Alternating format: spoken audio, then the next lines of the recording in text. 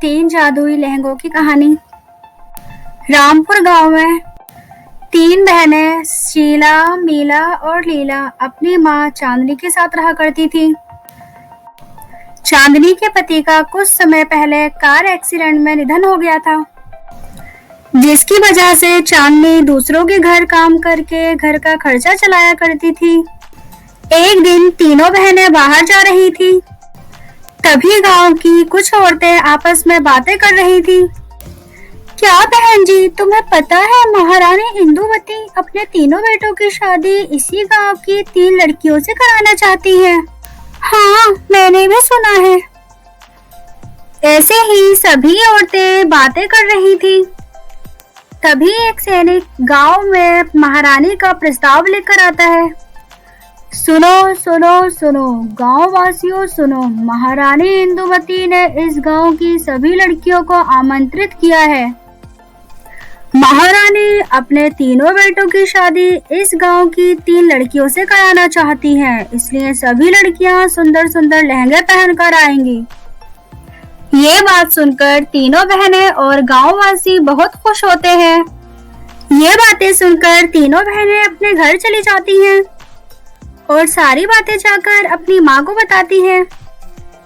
माँ, आपको पता है राजमहल की महारानी इंदुमती अपने तीनों बेटों की शादी इस गांव की तीन लड़कियों से कराना चाहती है, इसलिए वो इस गांव में तीन लड़कियों को पसंद करने आ रही हैं।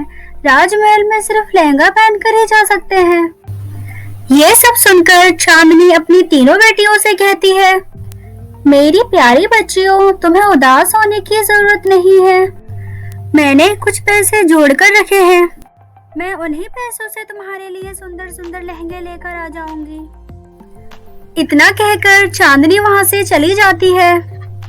कुछ समय बाद चांदनी अपनी तीनों बेटियों के लिए बहुत सुंदर सुंदर लहंगे तैयार करती है, जिन्हें देखकर तीनों बेटियां बहुत खुश होती हैं।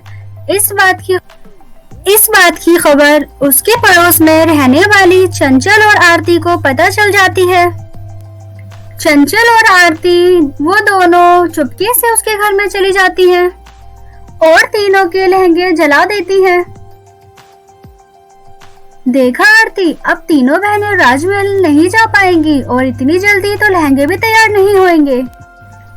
ऐसा कहकर दोनों हंसने लग जाती हैं और धीरे धीरे घर से चली जाती हैं। सुबह हो जाने के बाद जैसे ही तीनों बहन खुशी खुशी अपने लहंगे देखने आती हैं, तो तीनों लहंगे जल चुके होते हैं, जिसे देख तीनों बहनें बहुत ही रोती हैं। दीदी, ये क्या हो गया? दीदी, ये क्या अनर्थ हो गया? हमारे लहंगे तो जल गए। माँ ने जो हमारे लिए पैसे जोड़ कर रखे थे वो सब खत्म कर दिए। अब हम कैसे जाएंगे राजमहल दीदी? ऐसा कहकर तीनों बहनें रोने लगती हैं। तभी तीनों की बातें एक सुंदर परी खिड़की से सुन रही थी। परी को तीनों बहनों पर दया आ जाती है और परी तीनों बहनों की मदद करने के लिए घर के अंदर आ जाती है। परी को देखकर तीनों बहनें चौंक जाती हैं। तभी परी तीनों बहनों से कहती है, मैंने तुम तीनों बहनों की सारी बातें सुन ली हैं। तुम्हारी माँ ने कितनी मेहनत से तुम्हारे लिए खूबसूरत लहंगे बनाए थे, लेकिन तुम्हें परेशान होने की कोई जरूरत नहीं। मैं तुम तीनों बहनों को जादुई लहंगा पहना रही हूँ। इतना कहकर परी जले तीनों लहंगों को गायब कर देती है और तीनों बहनों को जादुई लहंगा पहना देती है, जिसे देखकर तीनों बहनें बहुत खुश होती हैं और तीनों बहनें रानी परी का धन्यवाद करती हैं और रानी परी वहां से चली जाती है। तीनों बहनें राजमहल चली जाती हैं। राजमहल जाने के बाद सबकी नजर तीनों बहनों पर ही होती है। तीनों बहनें महारानी इंदुमती को बहुत ही सुंदर लगती हैं। महारानी इंदुमती को तीनों बहनें पसंद आ जाती हैं। मैं जिस तलाश में इस गांव आई थी, वो तलाश मेरी पूरी हो गई। मैं अपने तीनों बेटों की शादी तुम तीनों से ही कराऊंगी।